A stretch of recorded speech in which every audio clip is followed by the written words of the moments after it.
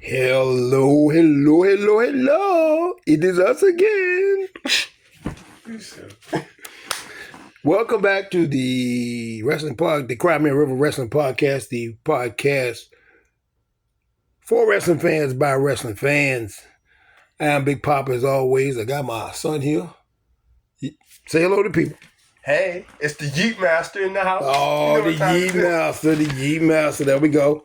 And we're going to review what we saw on TV this weekend.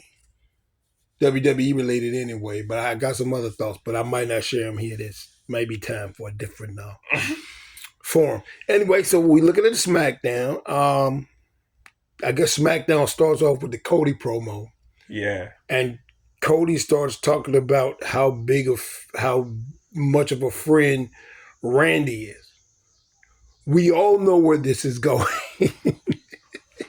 They don't call him the Viper for no reason. The Viper Cole. Yeah, so we all know where this is going. So I know he keeps going on and he keeps saying these things like how great Randy is. And we know that Randy's going to challenge for this belt. I don't know if he's going to win it or not. But Randy's definitely going to turn on him. We can smell it a mile away. Randy would have been my pick for the, honestly. I wanted to see him win Money in the Bank and take Cody's belt. Oh, wow. That would be pushing up the time frame a little bit. I think they still have some unfinished business to deal with the bloodline. Yeah. And once they get that kind of squared away, expect a turn. If he had won the Money in the Bank, then they could have just pushed it back and just let everything happen. And then... That is true. It would have been good until next Money in the Bank. You do have a whole year. Yeah, technically it's good until the next Money in the Bank. You do have a whole year. And with the bloodline matches, you could build tension between the two. Like Cody gets pinned or Cody gets pinned because of Randy. Right. Or maybe they're in some kind of move, maybe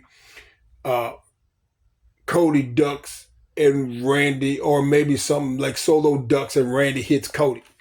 So you did have a chance to build that up in the next year so that you could make that happen. And then that way the cash in is very organic because they're already kind of sort of in a tag team, not feuding sort of. And then, maybe Randy takes like 2 weeks off and he comes back and is like, you know what, I thought about it. You get cashed in. Well, also, you could build it like this, too. You could be like, well, Randy's letting him get beat up on purpose, even if he's not. Yeah, you could spin it like that. Randy's getting him hurt, because Randy's trying to get that belt up off it. Right. So even if that's not what's actually happening. So then when the bloodline comes and beats up Cody, in comes Randy to cash it in. Right. Because they're going to beat up Cody. Because Cody got beat up again Friday night. Cody got beat up again. And Terrence Crawford of Kendrick Lamar fame, if you know, you know, ends up with a steel chair. And then that kind of ends the segment. I guess he gets some sort of vindication, with the chair. And the chair is the equalizer, but not Queen Latifah. Okay, so then the first match was Andrade versus Mello. Yeah. What'd you think about it? I thought it was really good. I actually enjoyed it. I thought it was a good match, but I thought I saw a lot of botches in that match. It was a lot of botches in that match. Yeah, a little bit. But I thought it was a good match overall. Yeah. But yeah, it was a lot of botches. I didn't really. Well, you see Andrade get legitimately busted open? I did see that. Like his nose was actually bleeding. Like a good amount too. Yeah. Actually by the end. Yeah. Charlotte would be none too happy about that. Right? Yeah. Then they had the Bailey and Nia promo. Now, they've done this millions of times with the split screen, and they're in two different places, a la Matt Riddle and Seth freaking Rollins. But they had a little inside baseball thing, because Bailey brings up the fact that she got injured because Nia is quote unquote clumsy and reckless.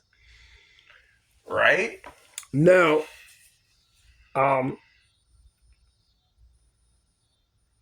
if you know, then they let Nia go because I don't know how much you know about Nia, her breaking the man's nose. So she broke her nose, and then she went on to become a huge star, and Nia got fired. But Nia was known to hurt people, like not on purpose, but her being clumsy and reckless was one of the reasons why she was let go. Yeah, she was accused of being reckless a lot. Yeah, she was. Yeah, but a lot of people in the women's division are like, "No, I'm not wrestling Nia. She's gonna hurt me." So the fact that Bayley would bring that up, I thought was a little. I was like, okay, is that what we're doing? Right? I was like, so we're going straight for the jugular. Yeah, we're going straight for the jugular. Like, and that was pretty much the end of the promo. I mean, the interview after that, because I mean, what else do you say? Nia was like, okay, I'm done with you. Yeah, as well she should be. Like, that's not a thing. Right. You can't go around saying stuff like that. Just terrible. Nia was out here looking like she just woke up. But we'll talk about that later. I think everybody did on the show, though. Did everybody have to come out either in lingerie or pajamas? Because then right after that, they had Jade and Bianca coming to talk to Chelsea and Piper called.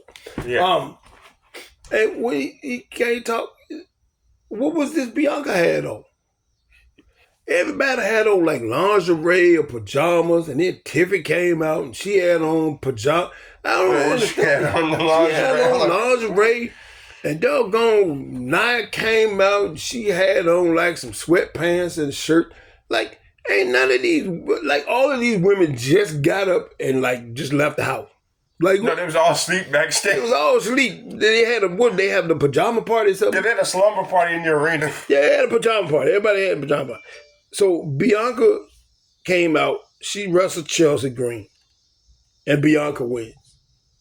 What the actual? If you watch the match, what the actual, bruh? Yeah, it was really weird.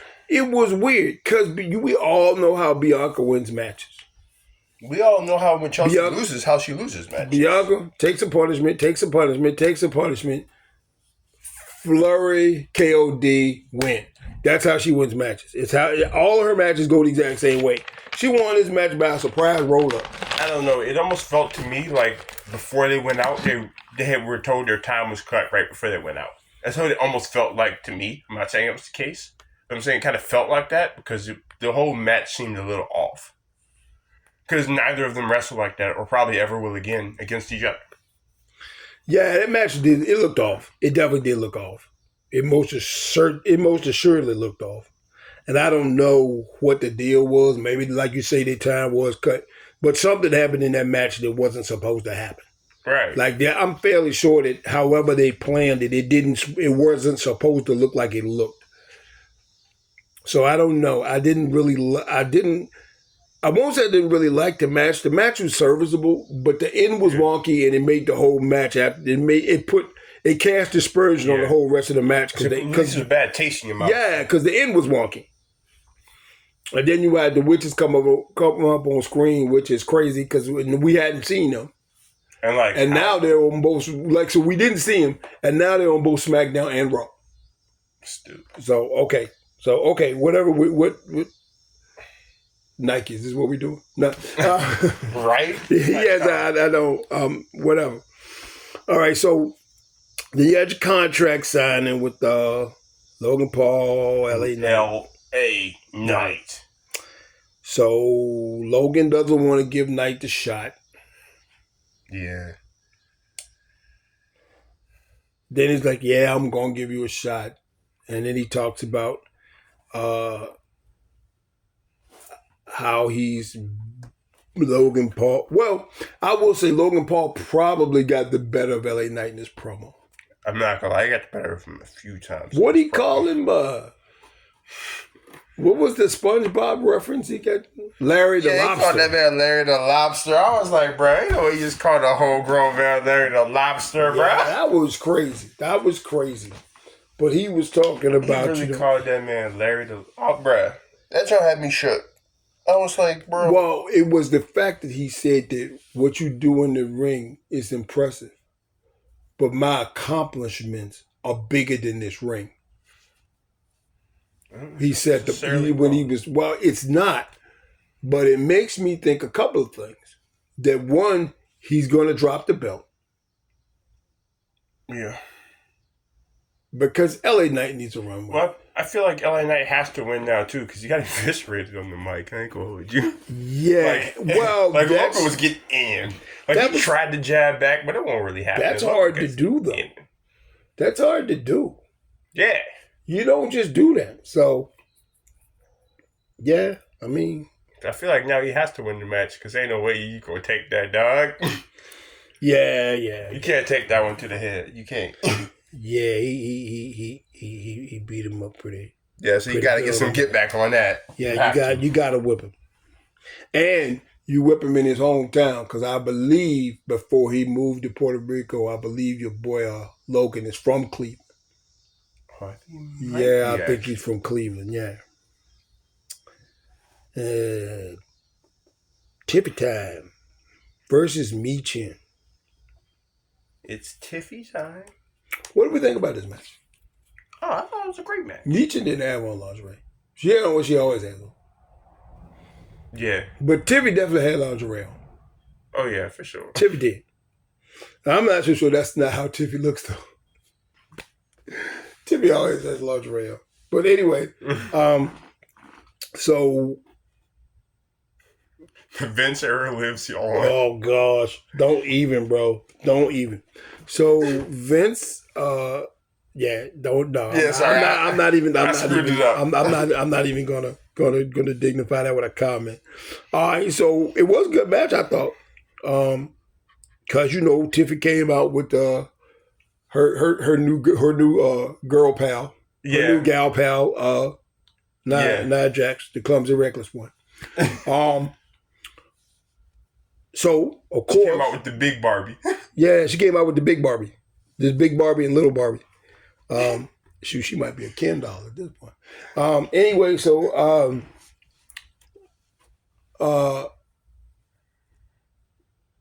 Michin won. And of course Bayley comes out. And Bayley did one of the greatest heel things ever. When you start taking people's stuff and like beating them up with it, that's very heel. That's very heelish. Oh, for sure. And I love to see faces do that. Once she popped Nia upside the head with Tiffy's briefcase, it was a wrap. Right, and then she took Tiffy's briefcase, and Tiffy watched it. She destroyed it, and Tiffy was like, "My briefcase!" She was about to cry. Tiffy had the bottom lip quiver. She did. She was in cry mode. She was in cry mode. It was hilarious. Like when you was little, and then you dropped your popsicle on the ground. It's always somebody said, "You dropped your popsicle. You dropped your popsicle." And then everybody making funny. You really wanted nothing more in the world except for to finish that popsicle. That's the only thing you want. That popsicle was the best thing in your life until it hit the ground. And now you can't pick it up. Right. You just cry. Yeah, and you cry.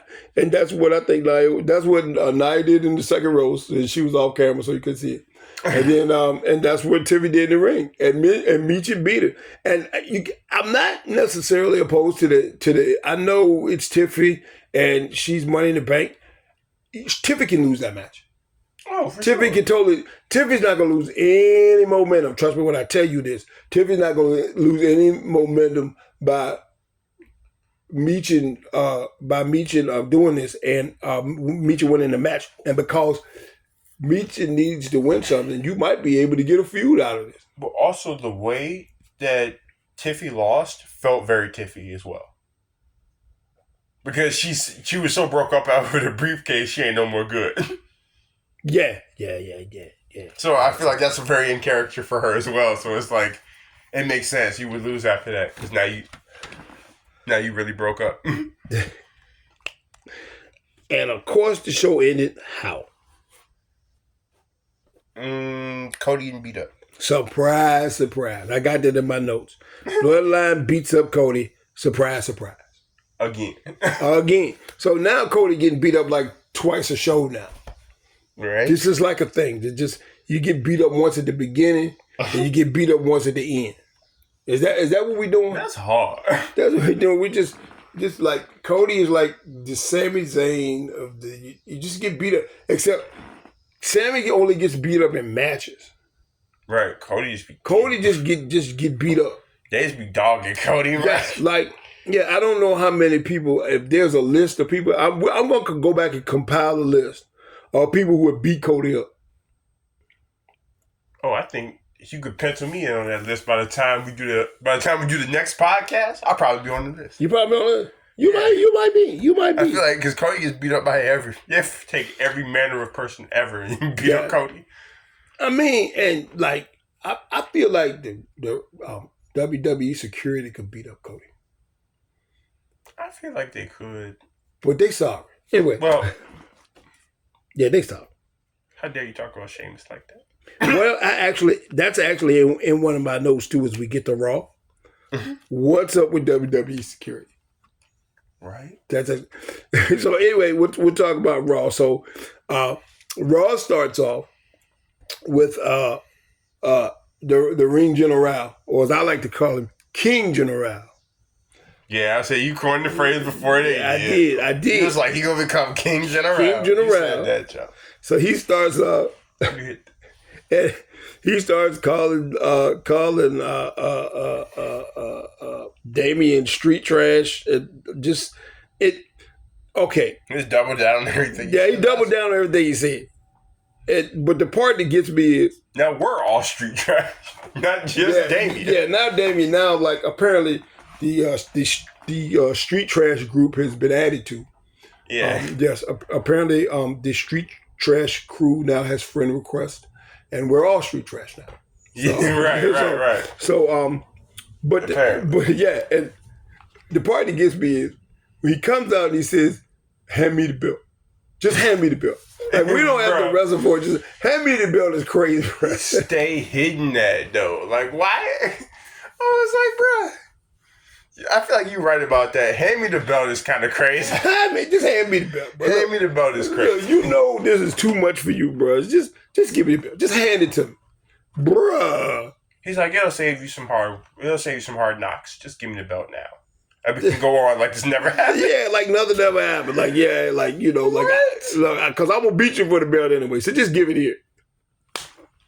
Hey, that's hilarious. That's one of the best things I've heard. Sound like something Muhammad Ali would say. I mean, well, Muhammad would make it rhyme. But, yeah, he just hand me the belt. Because you should just give it to me. I love that. I love the fact that you should just give me the belt. And, of course, you start the show with a brawl. That's always the marking for a good show if you started with a brawl. Right. And so they brawl so much that they can't be on the show no more. And they can't go to Otis's birthday party because... Right, because they both got banned from the arena. They both got banned from the arena because they was brawling. They brawl in the front. They brawl in the back. They put the love on top. They brawled. They did everything. That's what they did. They just kept brawling and... They're like, no, yeah, that's what they did. I mean, yeah, and that's what I got. What's up with WWE security? I'm like, really? Why do we have them? Only to groom future wrestlers. Yeah. Shout out L.A. Knight. That's harsh. Oh, should I say shout out Sheamus? Not really, but that's. I mean, it is what. Should I say somebody else? Do I need to start making a list? I'm checking it twice. All right, so you had Braun breaking Dragunov. To me, I knew who was going to win this match. Dragunov is a lot like Sami Zayn in the fact that he's going to take a whooping. Oh, my gosh. But I think Braun almost got him a couple of times. I mean, Dragunov almost got him Braun a couple of times. So it's a good match. I really liked it. Like I said, I didn't really foresee Dragunov winning that match. I don't think he's going to figure into a title picture right away. I feel like he may be a good mid-carder. I don't think he's going to the top of that card. I don't know. I know he also wasn't supposed to lose the way he lost either. Why do you say that? Because I saw the way his head hit the thing, and I saw when she put. I watched it when the ref went and grabbed his hand, and he didn't squeeze back. Yeah. She ended up calling the match off, didn't she? Yeah. She called it off because he didn't squeeze back. And if you know that if they put their hand in yours and the wrestler squeezes it, it means they're fine. But if they don't, it means they might be too unresponsive or they're too torn up or. Yeah. So I'm 90% sure he wasn't supposed to lose like that. I had actually thought it was going to finish in a no contest. Then we were going to get the triple threat. That's what I was thinking. How it ends. The triple threat. Well, now it can't end that way because of the other stuff that developed on Raw. It's probably not going to end that way. Yeah. Then you had the Judgment Day segment. Yeah. What you got? Give me some. So, which part? Like, where did we start? Let's start with the first one because they come out all throughout the show and they do stuff, and I don't really know where to go with that because they're the Judgment Day and they're probably one of the better things on Raw that have been for the past year and a half. The incarnations of this Judgment Day is crazy. I am loving Carlito in this more and more all the time. Carlito is the greatest wrestler ever. Like, I'm not gonna hold you. So yeah, I'm looking at that. Hysterical. They're a hell of a faction, and I'm gonna be sorry when they break up, because it's coming. Judgment Day forever, man. Because it is coming, and I know we had. What did you have? They've been doing this thing with Liv and Dom and Mommy, and okay. So. The best part to me, though, was when Carlito goes. When they're like, oh, where did you go? And Carlito goes, you should ask Liv. Yeah, that's in one of the later segments of the show that happened, and I was kind of, I'm like, that didn't bode well for some people. Anyway, so all right, so what do you think about Smackdown Punk? Special referee. Oh, yeah. Seth freaking Rollins. I don't know. I don't want Rollins in the middle of it. I don't. But Rollins was always going to be in the middle of it. I mean, maybe... Rollins was always going to be in the middle of that. One, because Rollins can't really challenge Priest again until after SummerSlam.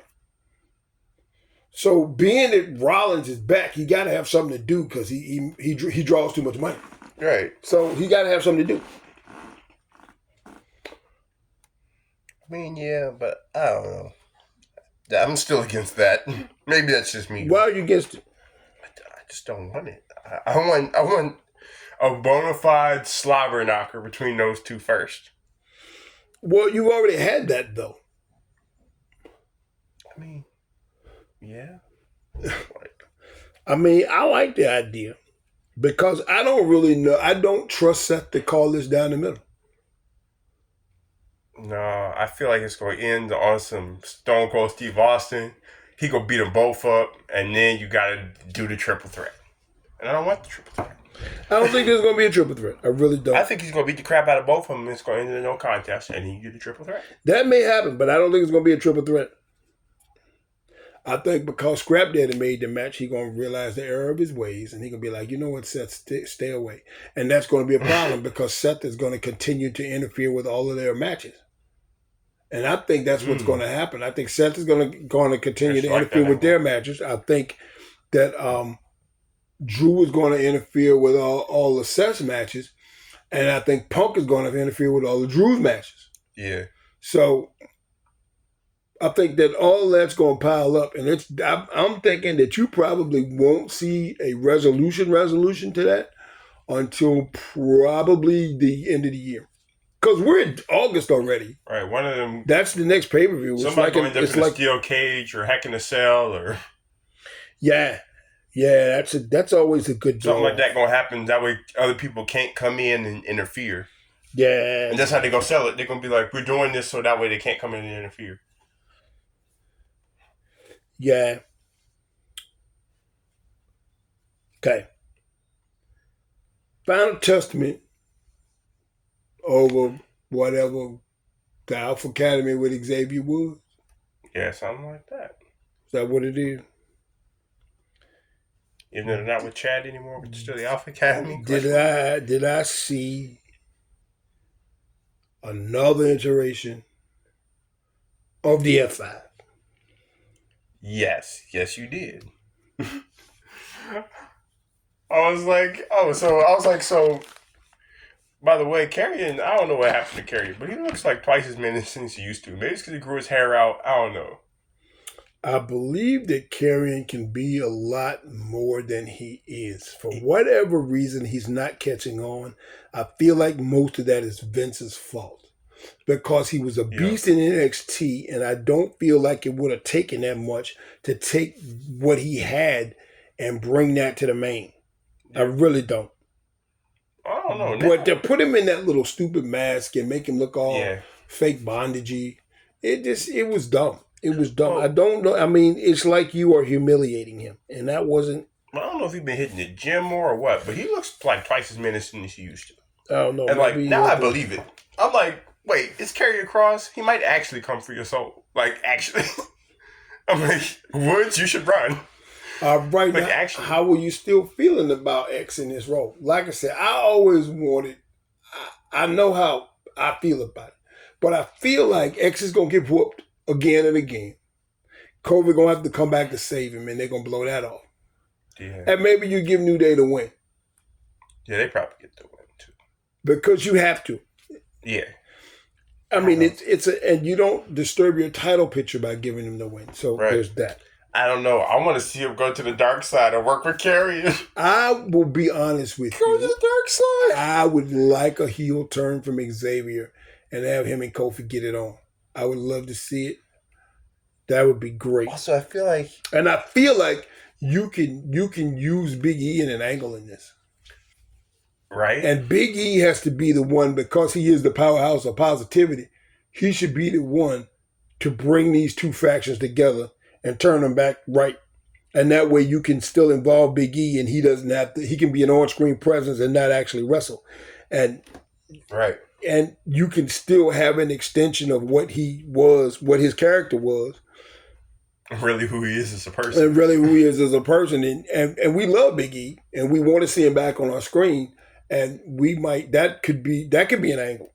I mean, I would really like that. I would like to see X turn, have him and Kofi beef, and then have E moderate it, and then get them back together.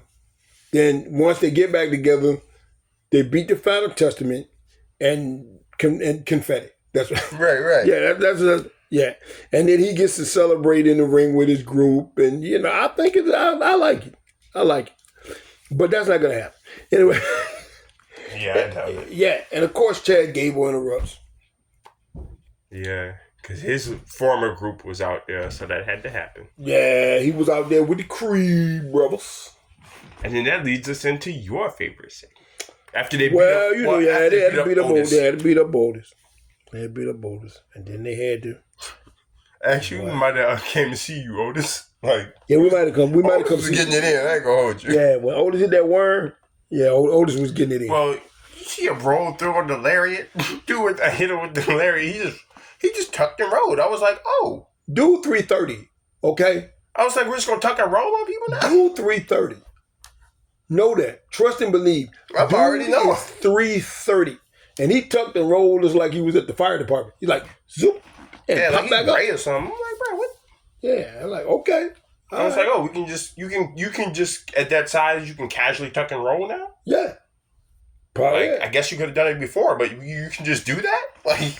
I guess. I'm shooketh. Like, I would have thought you were Samoan after seeing that. Like, hey, yeah. Allegedly, he's Russian. Allegedly. But I'm starting to think the whole world is Samoan. So everybody's Samoan. At least everybody in the wrestling world anyway. But I'm starting to think that some people outside the wrestling world are Samoan too. But that's a different story. That's for a different podcast, and we'll talk about that later. Y6 came in with the save because everything got dark and yeah, that's your favorite segment of the night. Hey, but I did appreciate the Sister Abigail on Chad Gable. Right. I did appreciate that. And he hit the signature Bray Wyatt too. He gave him the kiss first. You seen that? Yeah, he gotta give him the kiss. And then he hit it with the Sister Abigail. Yep. I was like, yo, that's the classic. Stop playing.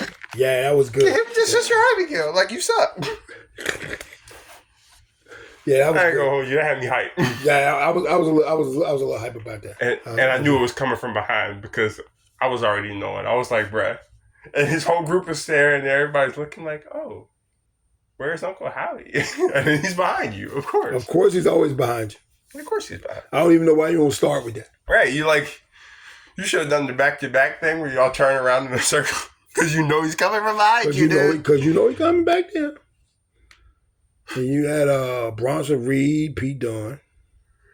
Yeah. And Sheamus just said, I don't think I want to let y'all wrestle. Yeah, Sheamus said, that ain't gonna work for me, brother. Creative control. I want to beat up everybody. Right. So that's what's going to happen. Right. That was interesting. Yeah. I like the fact that Sheamus came off in a good spot. He just whooped everybody and left. I'm like, and he got in the beats. I love that. Because he beat the crap out of Pete.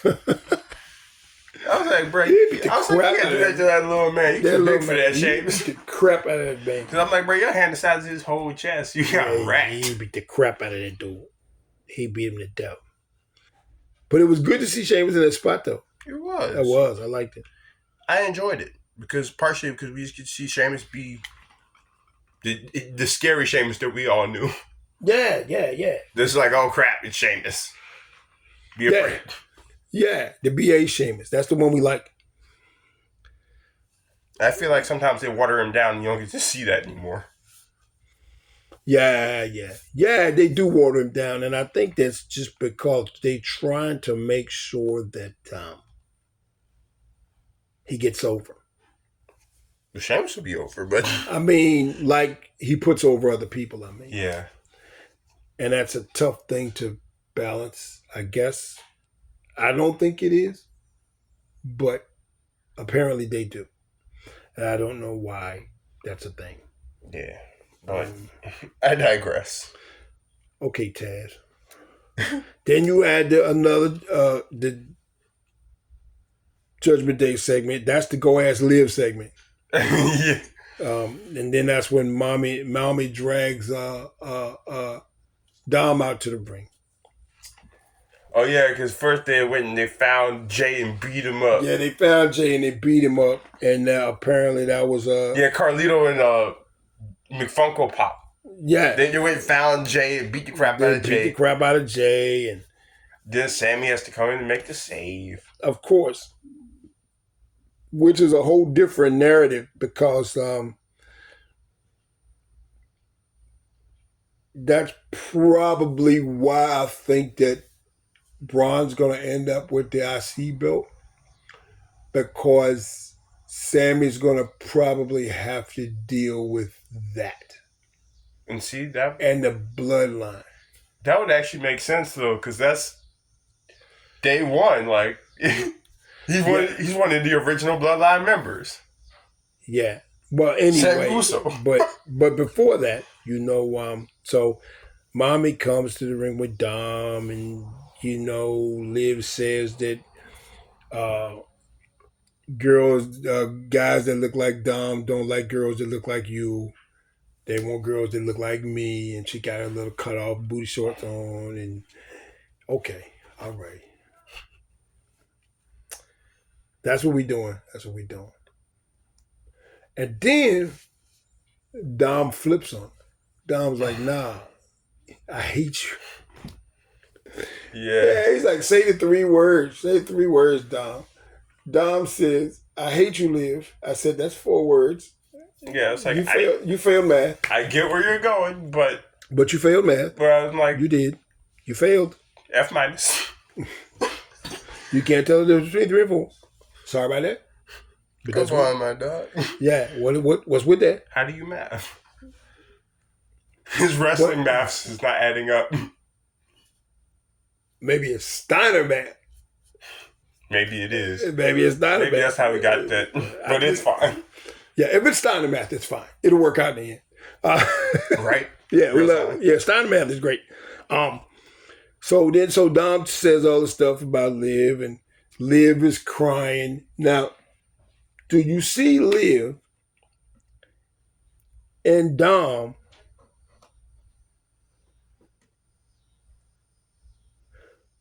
screwing Rhea out of this belt? I didn't originally, but I feel like now it's actually about to happen. Like, I don't know. I feel like it's almost kind of too good to pass up. Like, if you don't do that, then you missed a legendary opportunity. Like, I feel like that's about to turn into something, gang. Like, for real. Like, it's about to turn into something even bigger than it already was. Yeah, and being she's already the biggest face in the company.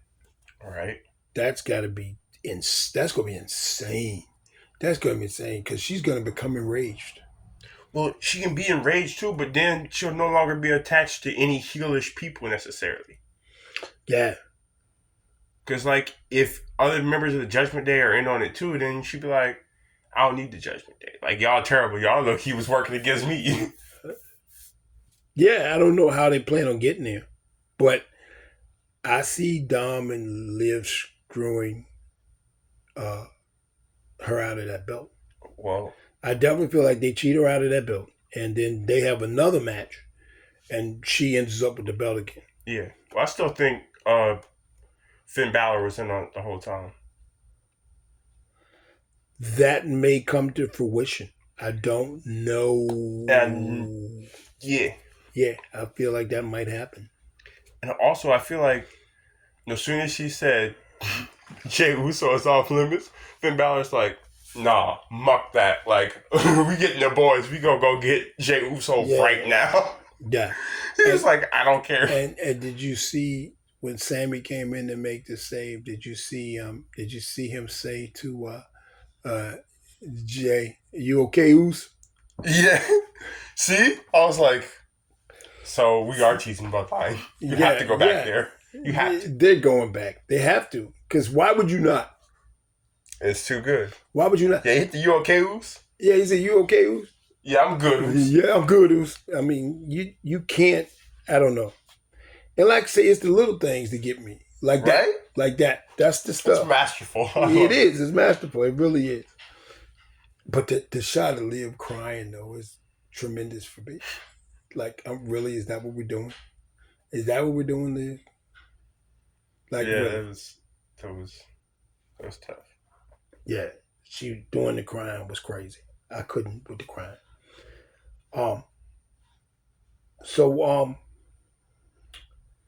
Let's get to these women's matches. How do you feel like Sonya Deville is looking since she got back? I don't know. I like Sonya Deville. I liked her before she left. Before she got hurt. Yeah, before she got hurt. Right. Like, I felt like that was about to be the beginning of something for her because she wasn't really allowed to have things. And then, like, before she got hurt, then she got the women's belt and she was actually going somewhere. And I appreciated that. Yeah. Yeah. I mean, she beat up one of the stars. I'm surprised she got a win over Lyra Valkyria. I really am. Yeah. Because they've been booking Lyra to win every doggone thing. So. Well, also, they're really trying to make her seem like an upcoming talent, and she is. And she's good. But yeah, but with that being said, usually, if there's somebody that you feel like they're not allowed to have nice things, they're not going over somebody like that, usually. Yeah. And so maybe, I don't know, I'm hopeful. I don't know. She is in the stable with Shayna Baszler, though, but I'm hopeful. Yeah, that means she can't have anything nice. Well, time will tell, but I'm hopeful. No, she on look. That's where Zoe Stark. That's where the greatest wrestler's going to die. Yep, Shayna Baszler. So Zoe Stark, it was in that stable with Shayna Baszler. She is in a match with Zelina Street Fighter Tournament Vega. With one arm. Yeah. Yeah. There is that. So you take Zoe Stark's performance in the Money in the Bank match. I know she had some botches, whatever, because it's that type of match, you're going to get some botches. Right. But given her performance in that match, how do you then job her out to a one-arm Zelina Vega? Who, by the way, was doing her best Cowboy Bob Orton impression, which I love. And if you saw it, if you know what that is. It's the Cowboy Bob. I think Cowboy Bob had that cast on his arm for like 6 years. Like it never healed. So like that was his thing. Whop, Ramshad heat. Right. But that was yeah, she did her best Cowboy Bob Orton impression over Zoe Stark. I don't know what this says about what you think of Zoe. I mean, I get it, and it's cool Zelina Vega actually got a win, because she doesn't win either. And she's really a top-level talent. However, I don't like it when Zoe loses, because she loses all the time. And I don't feel like she should lose half that much, because she's too good for that. She's really good. Well, you know, a lot of people didn't really want her in the Money in the Bank match. They said she didn't deserve to be in it. I never felt that way because, you know, we've always been on the Zoe train. I have. We've been on the Zoe train. She's highly skilled. Like, and I would say her mic work is actually pretty good. Like, she's got good in-ring work. That's a put-together wrestler. Like, yeah, that's what you need. Yeah, I don't know if that's just like a one-time thing or, because like I said, based on her performance in the Money in the Bank, a one-arm Zelina Vega? Yeah, it is kind of wild considering you did have one arm. I mean, and that thing was wrapped all the way up too. She looked like a mummy. She looked like the Yeti. Stop playing. She had that thing wrapped all the way up, bro. I was like, what? Yeah. I don't know. So, I don't know. That kind of bothered me a little bit. It did. I didn't really appreciate that too much because, like I said, I like Zoe, and I think Zoe needs to have more stuff. And maybe she will, because I have a sneaky suspicion that Trish is on her way back. See, I do too. But I think Trish is going to just show up and just be like, aha, I'm back, fools, and whoop somebody. Also, I don't know why. I feel like Trish and Tiffy is going to be a thing too. Ooh. I feel like it's going to be, because like after that thing, and then after that, then Tiffy brought it up again. She's like, yeah, Trish was like trying to take my moment and all this, and I was like, oh, like, because then you went back and you said something about it. If you just left it be, then maybe I wouldn't have thought nothing, but you went back and said something about it. I feel like there's something brewing there. I'm not saying there will be, but I feel like there is. Yeah, well, think about what this does for her career if she beats Trish Stratus. If Trish puts her over, think about what this does for Tiffy. True. So there's that. And hopefully they will play it up. It won't be like Austin Theory. Right. They completely botched Austin Theory. They just did. They botched him. They botched him from day one. When they did that whole thing and the cash in and they just botched him. Yeah. You had to put him in. They had to put him in a feud with. Put him on a team with Grayson Waller because you botched him so bad. Oh yeah, he was pretty botched. And he was botched, and that's the thing. He's great on the mic. He's got the talent. He's got the look. He can work. He's really that guy. He can work, but his booking is horrible. Yeah. In the words of Charles Barkley, it's terrible. It's just terrible. I don't know how I feel about that. Yeah, they've done nothing to. I don't know who have they botched worse, him or Karrion Kross? That is a great question. And one that I don't know if I know the answer to. Yeah. Like, I don't know. After the last performance I seen from Karrion on Raw, I don't know. I'm liking the way Karrion is looking again. He stopped using all the whack moves, like the cross hammer. I'm sorry, you say what you want. It was whack. I'm like, bruh, he elbowed you in the back of the head or whatever. I'm like, bruh, he elbowed you across the face and now it's over for you. Like, that's a regular move that everybody does in every match. You look like a clown. That's not a finisher. Like, bro, ain't no way. And then it makes you look like a hobo when you lose to it. Cause I'm like, bro, ain't no way you just hit you with that. Like, ain't no way you just lost. Like, you got pinned after that, dog? You got pinned after that, bro. I was like, bro, I feel like on some Gunther type time, you might actually be a bum if you lose to that. Yeah. That's how I felt. But I was like, I feel like you're a bum if you lose to that. I feel like if you lose to that, you just gotta hand me the belt. Because also it looks so weak. It's like, I don't know. There's not a way that I feel like you could do the cross hammer and make it look devastating. And it's not necessarily his fault. It's just a whack move. And there's not a way that you can do it and make it look painful. And so I'm like, bro, ain't no way you put him away with that, bro. Yeah, because the move in and of itself is not impressive. That's what I'm saying. So in order to make it flare, then you have to present it a certain way, execute it a certain way. And I don't know if I feel like that move can be executed in a way where it looks like it's devastating enough that I got to take a pin because of it. Facts. That's what I think it is. That's how I think feel. That's what I'm you're like, getting at. It's like out of all the moves that you had, I mean, so you got 17 iterations of the F5. I'm like, the suplex hurt more than that. You got 45 iterations of the bookend. / choke slam / people's whatever. You mean the spinning solo? Spinning solo. The Book of Ezekiel. The rock bottom. The rock bottom. I mean, the only difference between that and the Book of Ezekiel is he falls down. Yeah. So there's that. Well, depending on the era of the rock, he kind of falls down. I know. Too, I've seen it. So yeah, I mean, so you got to come up with the crosshammer? Really? See, I just never liked it because I'm like, it feels like a suplex would do so much more damage. Yeah. I mean, like a regular suplex does more damage, and it doesn't. It's not even his fault. There's not a way I feel like it can be executed where it looks effective. Yeah, that suplex into the bridge would work.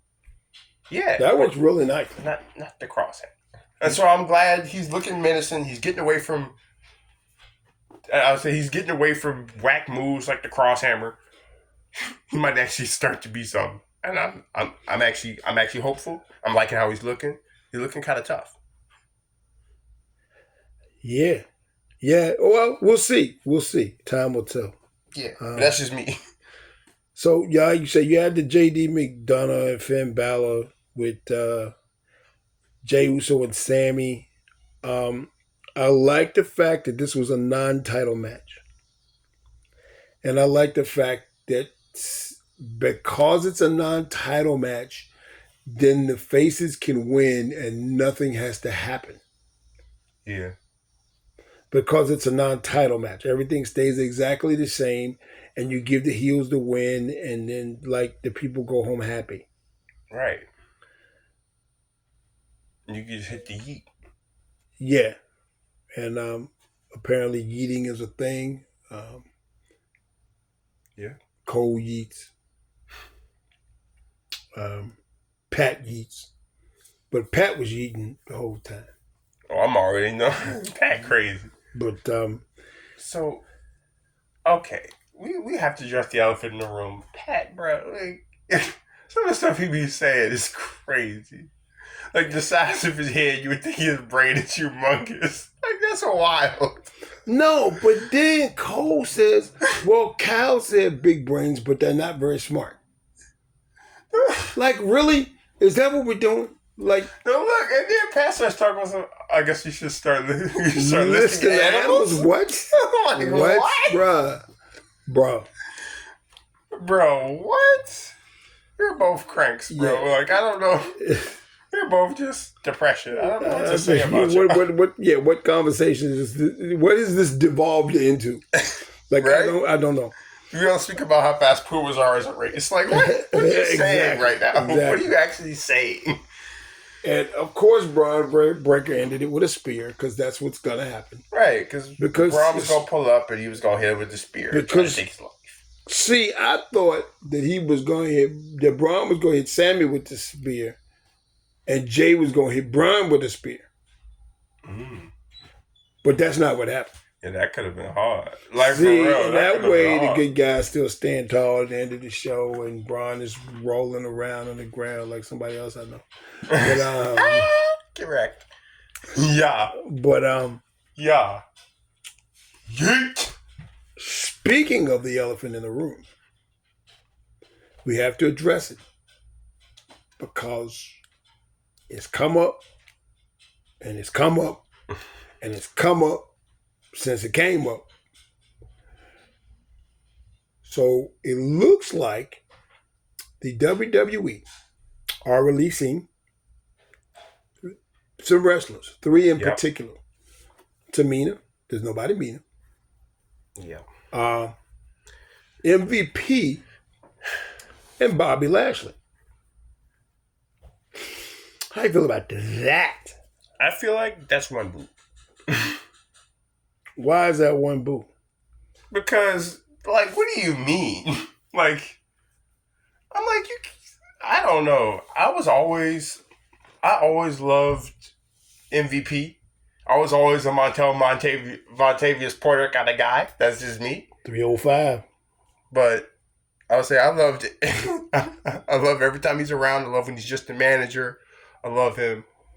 Bobby, I don't feel like he's done anything since before, not this WrestleMania, but last WrestleMania. Yeah, they tried that whole pride thing. That didn't work out well. He hasn't done anything since he won the Andre the Giant Battle Memorial. Like, he hasn't gotten anything really since then. And I felt like that. I don't feel like they had anything for him before that, which is why they gave him that. Yeah, that's true. I feel like that's also a little bit disrespectful.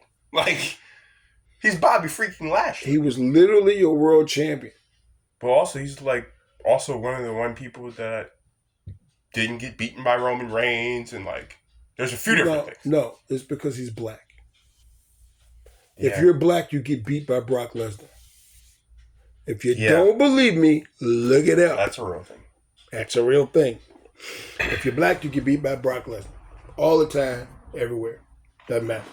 But yeah, so the biggest thing that I've been hearing over the last, 3-4 days is that they're going to reform the Hurt business. Now, this has got a lot of different layers to it, I feel like. Bobby, like I said, they didn't have anything for him. There was no really creative plans for Bobby. Bobby wasn't really doing anything. MVP was hurt, but they weren't using him either. And unfortunately, MVP has been very vocal about the WWE and them not reforming the Hurt business and Triple H being racist. Yeah. He's been very vocal about that. So, to be truthful, I didn't expect him to be kept anyway. Because not after that. No, I didn't expect that. I really feel like he could have done some things with Omos, but he see, I thought that was going to turn out to be a lot bigger than it was, but again, then you made them both disappear. Yeah. Like I thought it was Shayna Baszler's tag team partner. Right. Anyway, but yeah, so that's the big thing because Shelton's still out of work. Bobby's out of work, well, coming soon, and Montel's out of work. Yep. Then they can reform the business. Yeah, they probably can't call it the Hurt business. Well, I mean, they won't have Cedric Alexander. Maybe they'll be the Harm business. Yeah. I mean, they won't have Cedric Alexander, but they're still great, man. But that's the thing. How many people can you get to replace him? Actually, you know what would be crazy? Nice. Now, Cedric was a flippy dippy doodah guy. Yeah. Can you say Ricochet Ooh, as part of the Hurt Business. that might be tough. Like this way, you can push Ricochet as the true badass that he is. Yeah, that might be tough. Because you can have aggressive Ricochet that's just like, I'm him, I'm better than you. Yes. Get out of the way. Yes, I'm going to jump from some height that you can't count. Yeah, and I'm going to yes, and I'm going to land on top of you. Yeah, and you'll be crushed, and I'll win. And I will win. I will always win. Also, then you can because Ricochet has a little aggressive edge to him sometimes. You can really bring that out too. But not Adam Cole. Yeah, but not Adam Cole. Yeah. But and so I would love to see also an angle where he can bring that out more. Yeah. I love it whenever it happens because it's like, this is low-key Ricochet we wanted the whole time. Yeah, I kind of did want that in WWE, but we never got that. As a matter of fact, toward the end, we never got him at all. And I felt like we were being, as fans, we were being done a disservice. I really did. I did too. But reforming the Hurt Business. I see it coming, but I don't know who's going to sign him, because now I read something crazy today that said that AEW is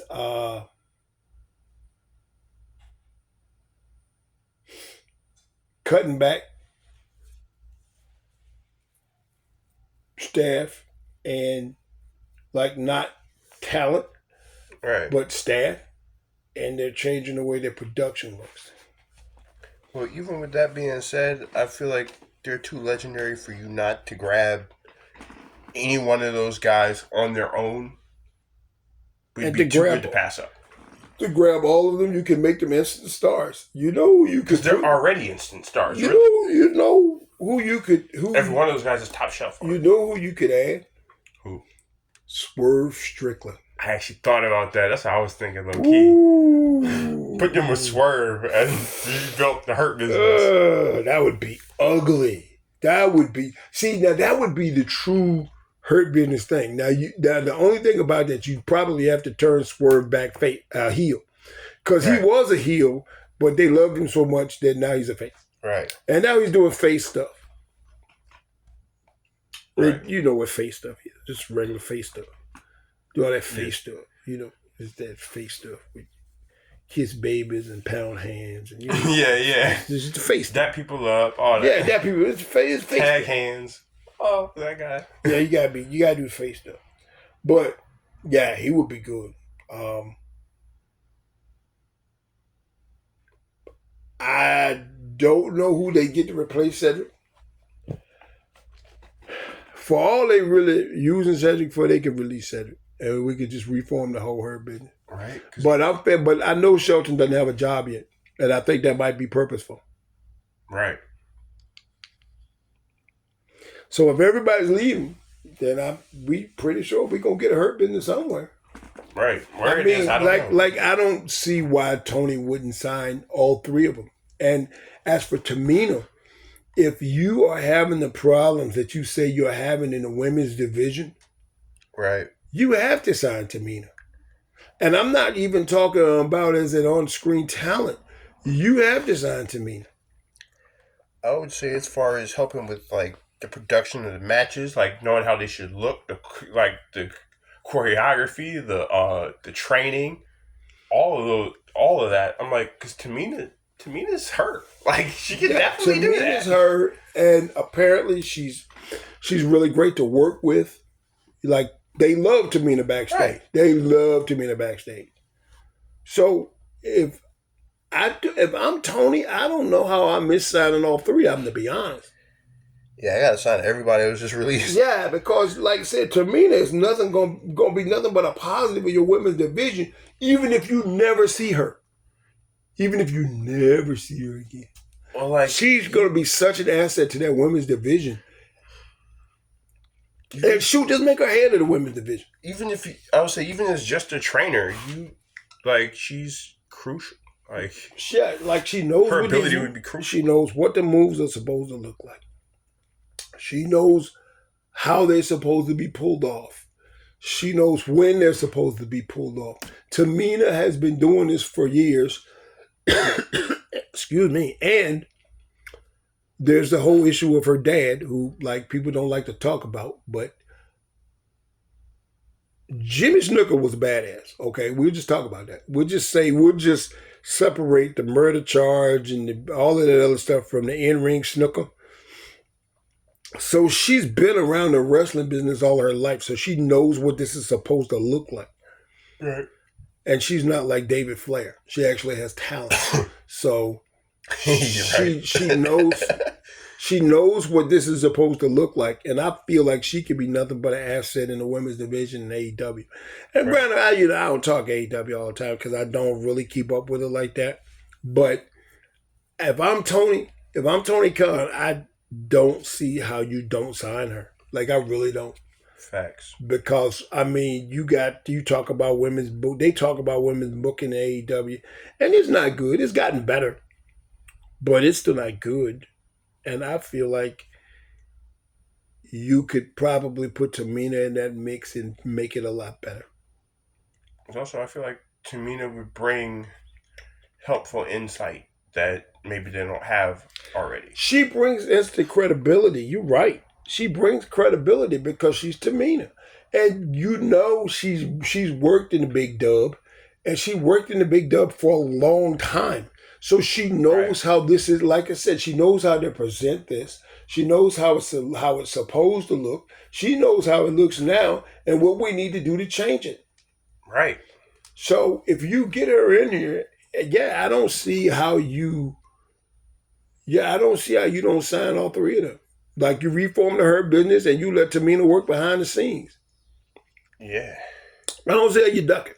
I don't. I really don't see how you duck it. Because those are going to be three talents that you're going to want. Because MVP can still get in the ring and do a thing or two. And for real, so can Tamina. Yeah. I mean, as long as we don't wear that out. I don't know if I trust Tony not to do that. Yeah. That's one of the only problems I don't know that he won't. Because, like, I don't know if Tamina wants a certain full-time schedule anymore. See? And she won't have that at AEW anyway. Because AEW got way too many people on the roster for her to wrestle all the time anyway. At least until Tony decides that's his new favorite. Yeah, but I mean, even if you wanted to make her an on-screen personality, like the women's general manager or something. See, I feel like you could do that. Like, she can smash all of that. Like, she knows how to do this. Right. She knows how to do it, and she knows how to do it well. And like you say, with that experience, I don't know how that doesn't benefit your women's division. Yeah. Especially knowing what we know about his women's division. I don't understand why you would not just hire her to make it better. Like, I'll pay you this. Just work with the girls. Mm-hmm. They're all nice. Yeah. Like, just work with the girls. Make them better. That's all you got to do. And maybe you break off a little bit. Say, you know what? And every now and again, you could appear on TV. Like, if you want to wrestle, we might let you wrestle a little bit. We know you can talk. We'll let you talk a little bit. You do your little promo. Yeah. She has some mic skills. Yeah. One of the reasons I was so confused why she never really got pushed like that. I was like, she actually has mic skills. Yeah, you do your little promos and you win. Right. You win. Like, you're gonna win. Like, so I feel like that would be boss for Tony, I feel like, to do that. Yeah. And like I said, if he could get that back together and reform the Hurt Business, let's just say maybe if Tony does that right, and I don't know if I have confidence that he will. I don't know that he will or won't. I don't know if I have confidence that he can. But just because the way he is. Well, the problem is that he does everything himself. Yeah, he doesn't really know how to do it. Like, respectfully, he doesn't know how to do it. Well, he fantasy books. Yeah, that's the problem. Because he's like us. Like, he's too much of a fan to be in charge. Yeah. Past a certain point, you have to look at it as a business and not just too much of a fan to... Yeah. I mean, his shows aren't drawing money But if you have, like, if you're only getting 4,000 people a show, 5,000 people a show, why would you rent an arena, a 15,000 seat arena? Well, also, Why don't you rent a 5,000 seat arena? See, so right. now you went from a third of the way full to 80% full. Yeah. And those 4,000 fans are going to have that 5,000 seat place rocking. Well, also, Like that place, right, that smaller venue is going to be off the chain. So, I don't know. I know you have to book these things in advance, but they're booking it in advance. There's still a lot of people. That it's still not a lot of the venues are too big. Well, maybe he still thinks they're going to get more of a turnout, and then they don't. But I don't know. I feel like also they've struggled so much since Cody left. Like, you say what you want, but I feel like on the booking side of things, and like just the all around knowing how things should go and not being the ultimate super fan and trying to book things, Cody could look at it like a business and be like, okay, we can't do that. Well, you have to look at this too. His dad is one of the all-time greatest bookers in the world. Yes. Like in the wrestling business, he's one. Yes, that's true. He literally has his own finish. That's true. So there's that. So yeah, if there's anybody who can do some booking, it was Big Dust. Now then. So yeah, he does. So he may know a thing or two about that, but they lost more when they lost CM Punk, I think, than when they lost anything else. Because it was time for Cody to go, for real. Because Cody wasn't doing anything. He wasn't furthering his career, and he was just a gatekeeper. Oh yeah, for sure. But my point is, but with CM, I feel like from a production standpoint, and then like a managing the whole company as a company standpoint, it hurt them when they lost Cody. Baby, but I argue it hurt them more when they lost Punk, because then they started losing viewers.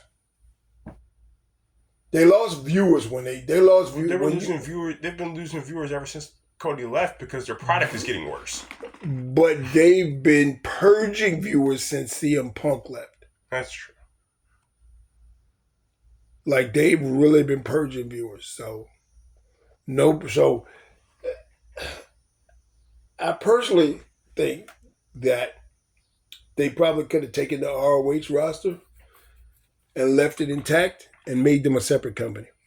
I think they should have, but instead of just joining them all, because with that many rosters, that many people, you don't have enough hours of TV a week to feature the people you want to feature and tell a coherent story. But also, you could have like a cool Forbidden Door thing where like y'all could like do matches against each other every now and again, like whenever you wanted, really.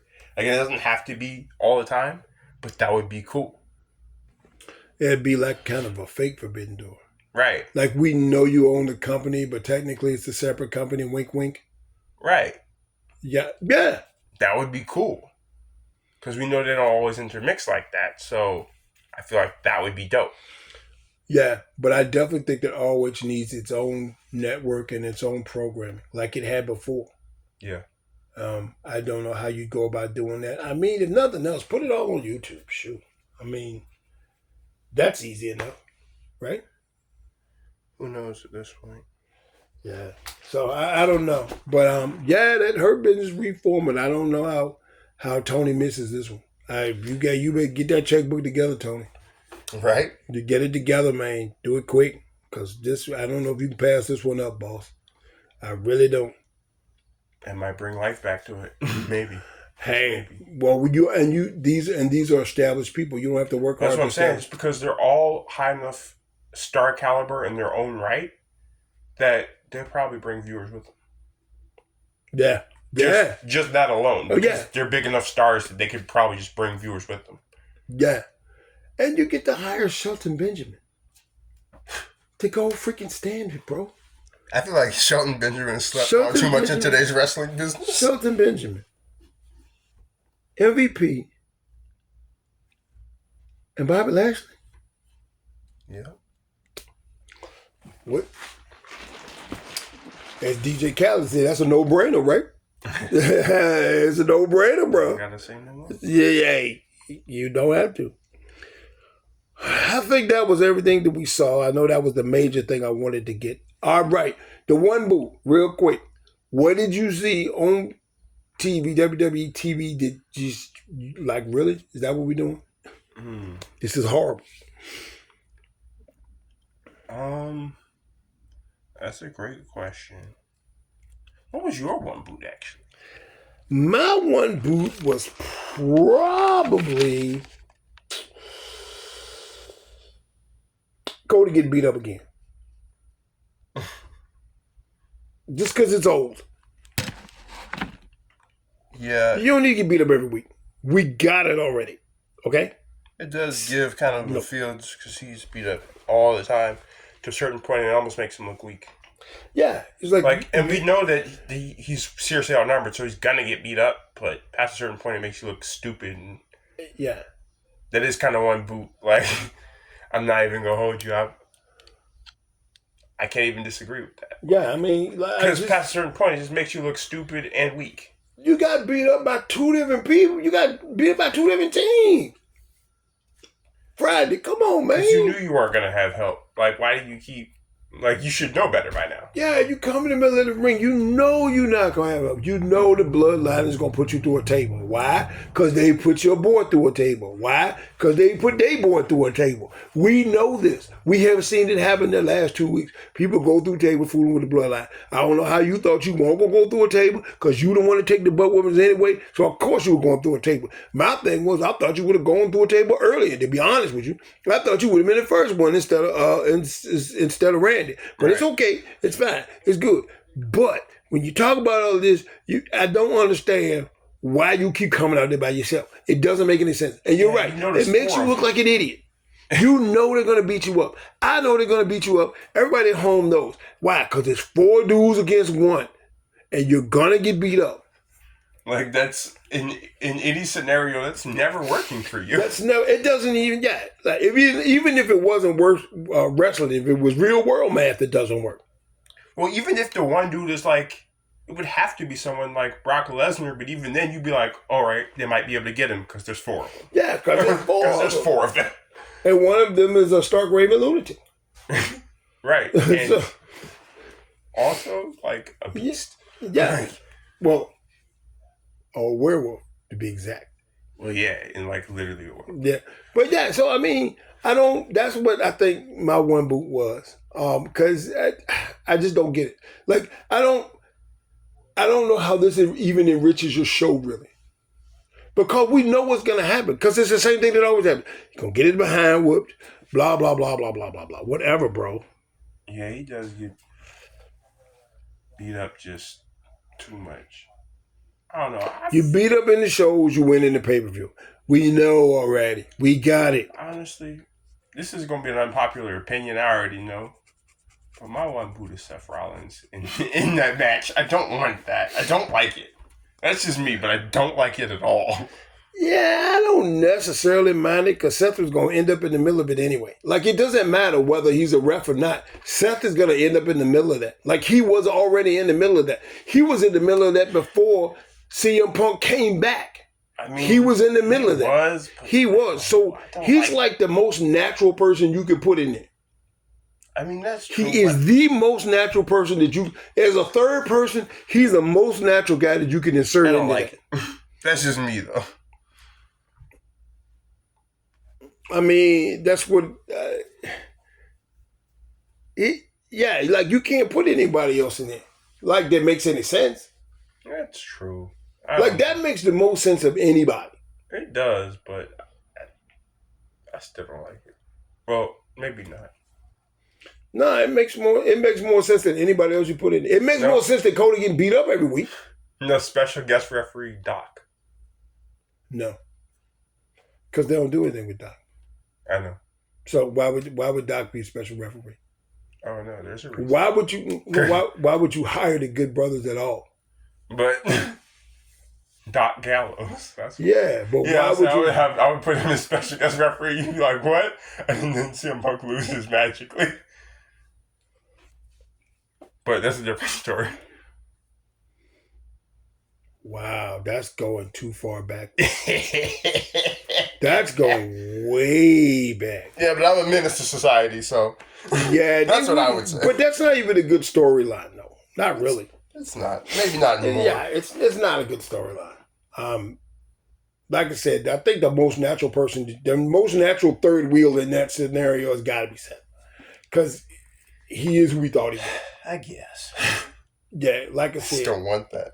You may not. A lot of people don't. Partially because I feel like I don't trust them not to do the triple threat. And I don't want the triple threat at all. I feel like both of them should have their one-on-one fights. I feel like they're going to get their one-on-one fights. I don't trust them not to do a triple threat. However, we have to also make sure we got like a whole champ out here that's not involved in any of this nonsense. Yeah, that's also a problem. Yeah, you got like a whole dude with a whole belt that had that for like some months now. That doesn't have anything to do with this little love triangle they got going on. Not a bit. You got a whole dude with a whole belt. And all of this Gunther match, all of this is being overshadowed. People like Gunther, but that's why he got to cut these promos, because nobody cares about this match. I mean, the people that care about it care about it, but that's not drawing them money. Well, that's part of the reason I thought that they would have put the belt on someone like Drew McIntyre or somebody before doing this. Well, they did put it on Drew McIntyre. No, I mean after. Before doing this. Reason being is because otherwise we're not... I'll say the reason we're the butts are in seats, I didn't come to watch the champion. I came to watch Drew McIntyre versus CM Punk. Yes. That's why I would have put the belt on him, just to keep that from happening to my championship. That's what's drawing the money. You're absolutely right. That puts butts in the seats. That's what's going to put the butts in the seats. I am personally more hyped to see that than I am to watch. Then you wear Gunther and I personally don't think. You want to talk about unpopular opinions? I don't think Gunther's ready. I don't know that he is. Partially, I don't know. But at the same time, I don't know that he's not going to win the belt, and I don't know what you do with DP after that. I don't like it when you really push someone and then they disappear anyway. I feel like he disappeared for too long, and it kind of killed his push a little. Because I feel like after winning King of the Ring, he was just gone. And like Nia's been around, she's present, whatever. She at least was. Nia's been in storylines. Yeah. Well, she was at least on TV, even if she wasn't doing anything. You saw her in the background; she's around. Yeah, whatever. Her and Beach had been kind of slipping on tape, slipping on ice, and yeah. I feel like it kind of cooled Gunther off so much to the point for me where I was like, I mean, yeah, I forgot he was King of the Ring. Like, you know what though? I see that. I like that. I see that. That's probably I do see that. And they did. They took him off of TV for a long time. Like he wasn't around. Like nobody mentioned him. That's what I'm saying. I was like, oh, he's taboo now? It's not even like they were even talked about. Like nobody mentioned him. So, that one, that could definitely be a one boot. But I don't think he's ready. I really think DP should hold the belt and give Seth another chance and and if you give Seth this belt back, then that officially gets him out of whatever this is with McIntyre and Punk. McIntyre and Punk. You officially get him out of that because he's got the belt, and that's why I don't think Seth is going to get the belt back soon. Yeah, I don't think so either. And then there's the matter of I was about to say the matter of the cash in, but I guess we don't have to worry about that now. Anywho. Yeah, I understand. A lot of people don't like that, but like I said, I'm not a fan of Cody getting beat up every week. Just because I've seen that movie. I know how it ends. Right. And then Cody wins at the pay-per-view. Like, okay, we get it. Because we know that Cody's not going to lose the belt probably until WrestleMania, even if then. So he's going to hold the belt throughout the entire year. He probably deserves that. And you should probably, towards the end of the year, make him a heel. Yeah, maybe. You know, it'd be crazy if they make him a heel and Roman Reigns beats him for the belt as a face. That would be wild. But the WWE Universe may not enjoy that because they try to push Roman as a face for too long. Yeah. And they tried, and they weren't. Well, they weren't different this time because he still got the aura. And they weren't ready for him to be a face because he wasn't a good face. Well, it'll be different this time regardless because he's already the legend Roman Reigns. Yeah. He brings enough clout at this point that will automatically change the way that's skewed. You cannot deny what he did through the pandemic. Yeah. That was a legendary run. That was hard because wrestlers, like everything else, wrestlers feed off of each other. Like they feed off of the energy of the crowd, and there's no crowd. To be able to do what he did in the pandemic, legendary. So yeah, the stuff of legend. Yeah. I mean, come on. For real. And I don't know if anybody else could have done that. But you're right. But that character arc has cemented Roman Reigns now in like the pantheon of I feel like wrestling. So really now if he just pulls up and he sucks, like if he it wouldn't matter. Even though I know he won't, but if he did, it wouldn't matter. Even though Roman had the most formulaic matches ever, meaning you knew how they were all going to end. Still. Yeah. And there's still some stuff to be ironed out with Jimmy and Jay and Roman anyway, so. Right. So we look forward to seeing that. But that's about everything that I think we got.